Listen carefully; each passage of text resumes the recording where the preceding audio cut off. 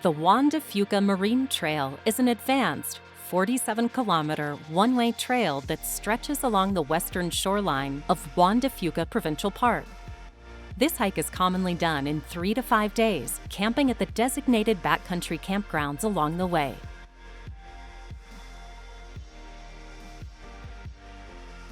Although this hike can be attempted at any time of the year, May to October is the most popular time due to the increased chances of good weather and favorable trail conditions.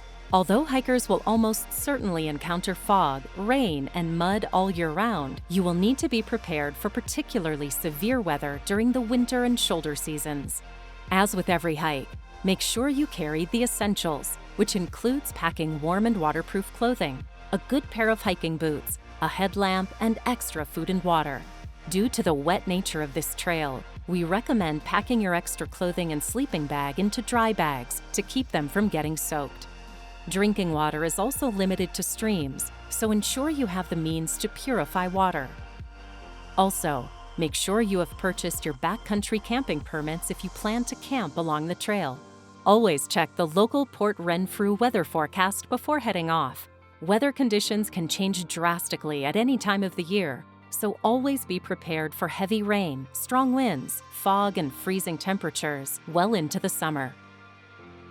Make sure you leave a detailed trip plan with a trusted contact.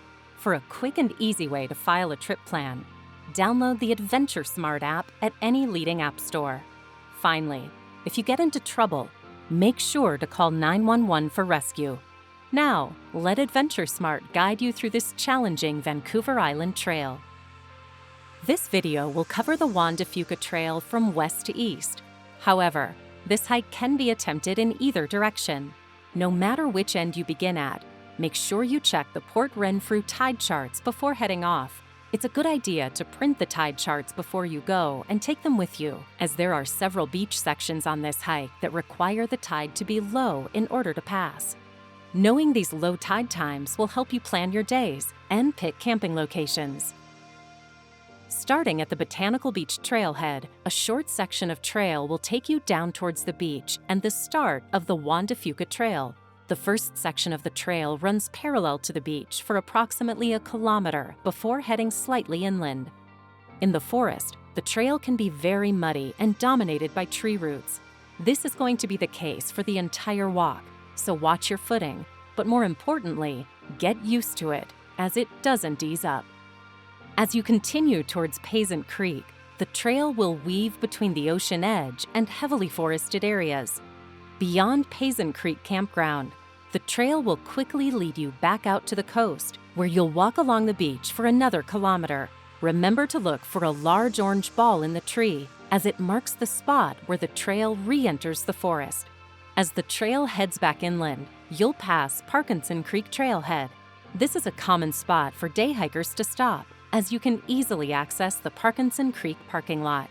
Over the next 3.5 kilometers, the trail retains a moderate level of difficulty. This section between Parkinson Trailhead and Little Cutchee Campground is renowned for being very muddy, so hiking can be slow as you navigate this mud and slippery terrain. Little Cutchee commonly marks the end of people's first day on the trail. Fit and fast parties can continue on to Sombrio Beach Campground. However, be aware there are sections of trail near Sombrio that require a low tide to pass, so know the tide charts before heading off. Sombrio Beach also marks the end of the moderate-rated trail. From here, the trail increases in difficulty, as its unrelenting ups and downs and deep and slippery mud will make for very slow hiking.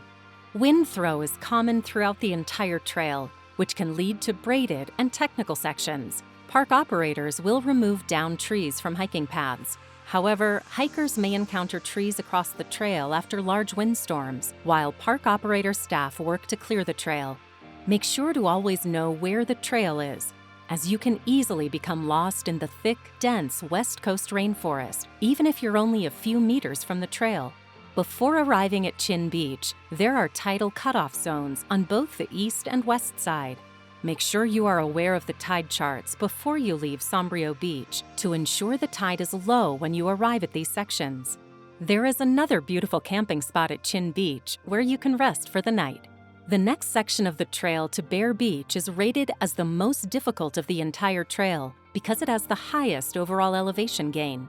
The trail constantly climbs up and down, crossing streams and mud along the way. There are some technical stream crossings here, along with log bridges and stairs, so take your time through these sections. Once you are past Bear Beach Campground, it will take you approximately 3 hours to hike the last section of trail to China Beach. Due to this section being the most popular, the trail is well-worn and easy to follow. Once you arrive at Mystic Beach, you'll only have 2 kilometers of hiking left before reaching the China Beach trailhead, which marks the end of the beautiful yet challenging Juan de Fuca Trail. Although the Juan de Fuca Trail is commonly considered a warm-up for the West Coast Trail, this is definitely not the case. With its challenging terrain, remoteness, and severe weather, do not underestimate its difficulty. Make sure you take the small but necessary pre-trip planning steps. Get the training and take the essential equipment to successfully and safely complete this hike.